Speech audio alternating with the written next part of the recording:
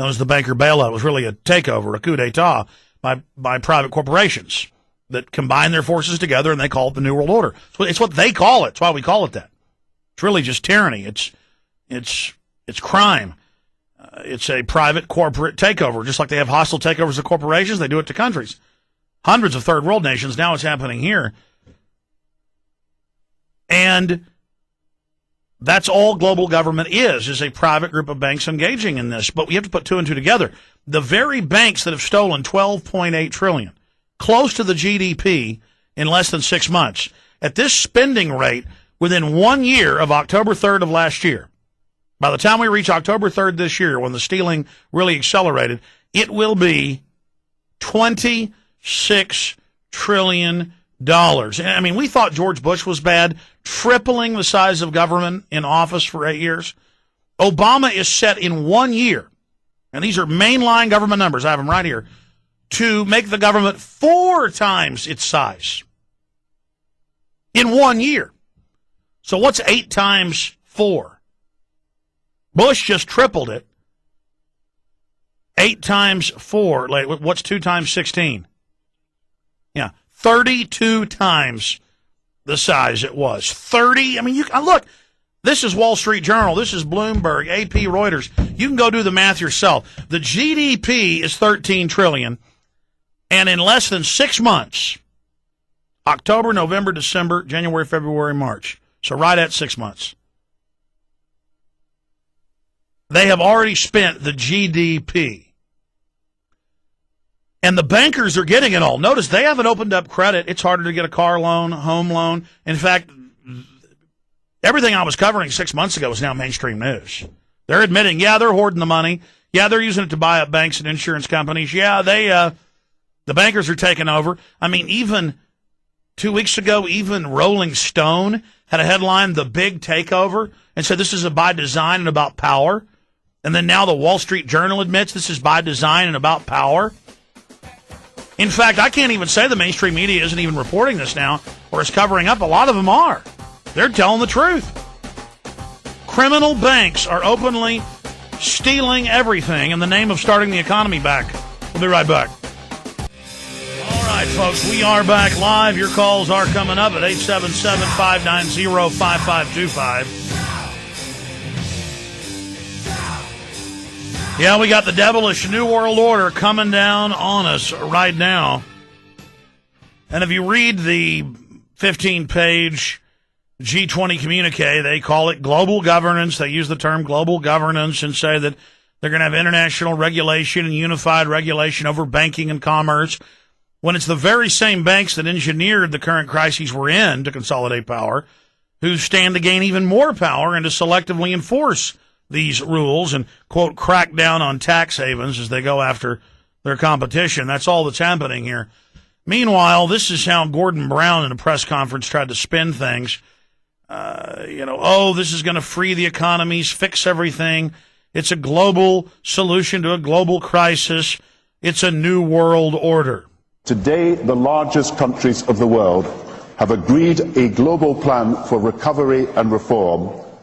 This involves the biggest interest rate cuts in history, the biggest fiscal stimulus we have ever seen, the biggest increase in resources in the history of our international institutions, with 250 billion, more money than ever before for trade finance as well. For the first time, we have a common approach around the world to cleaning up banks' balance sheets and restoring lending.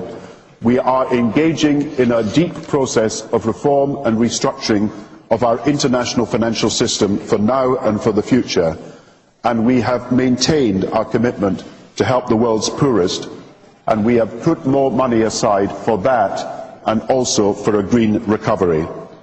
These are not a single collection of actions. This is collective action, people working together at their best. I think a new world order is emerging, and with it the foundations of a new and progressive era of international cooperation. We have resolved that from today we will together manage the process of globalization to secure responsibility from all and fairness to all. And we've agreed that in doing so we will build a more sustainable and more open and a fairer global society. All right, now if you go watch Gordon Brown last week at the European Parliament ahead of the G20 meeting, he calls it global governance, a global Europe, nowhere to run with your money, nowhere to hide, total control on a planetary scale. And some people say, oh, well, the next step in human evolution is a global government.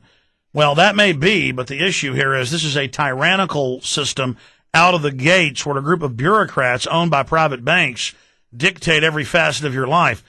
What would have happened if Hitler would have had a global government to gain control of? No one could have stood up against him. Nations are firewalls. They are bulwarks of true diversity, of freedom. But you get a tyranny in control of a global government, it's over, and this thing is being set up by a tyranny. Make no mistake about that. Now, I wanted to play a clip of Anderson Cooper, and these clips go on, but this will be the last one, where they're bringing up a global government being set up, a new world order, and he says, oh, that'll scare people at home, and then they go on to have the British guy go, no, wait a minute, this really is a world government being set up, this really is, read Section 15 of the communique, and then the other American guy is laughing, but Anderson Cooper himself, admittedly, a CIA operative, and the grandson of the Astors. This is a robber baron. This is one of the elites. People always, who are the elites? Who are the elites? Okay, Anderson Cooper, there's one of them. He's up there acting like he doesn't know what all this is, and, oh, a new world order, it's so scary. So here it is. But they have opened up the idea of there being some form of other regulator across countries, and I think that's going to come back. So is this some sort of a new world order, which Gordon Brown kind of alluded to? That's where President Obama was drawing the line and saying, look, that concerns a lot of people in the United States. You can't all of a sudden have a super regulator, even if we're in a desperate crisis now. You can't, according to the U.S., take that and say, okay, all of a sudden there's this super cop who is going to dictate what the U.S. does, what Great Britain does. That ruins the sovereignty of individual nations. You can't just all of a sudden do that, and that's a big sticking point. Timothy Geithner, who I talked to today, and we're going to show that interview shortly, flatly denied that was going to happen. I hate to disagree with you, gentlemen, but I believe page Section 15 of this communique sort of establishes that's enough. That's enough. Tim Geithner, a week and a half ago, got asked in a press conference about, hey, we see all this language in these agreements because they leaked the communique 2 weeks ago before it was made public Friday.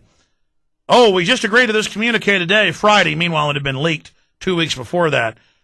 And so Geithner got asked, hey, what's this about a new global currency, the IMF and World Bank issuing a super currency, which, by the way, they're already doing. You can Google that and read the mainstream news. See, they always tell us about something they've been doing for years already. And Geithner said, I don't know anything about that. We're not going to do that right now. And Obama got asked about it in the press conference, too, and said, oh, I don't know anything about it. Meanwhile, the next day, Geithner goes before the Council on Foreign Relations, which is sworn to destroy U.S. sovereignty, and hundreds of publications they put out, and says, oh, yes, we're moving towards a global currency. So that's what they're doing. But here is Time Magazine, Barack Obama's New World Order. And this came out today.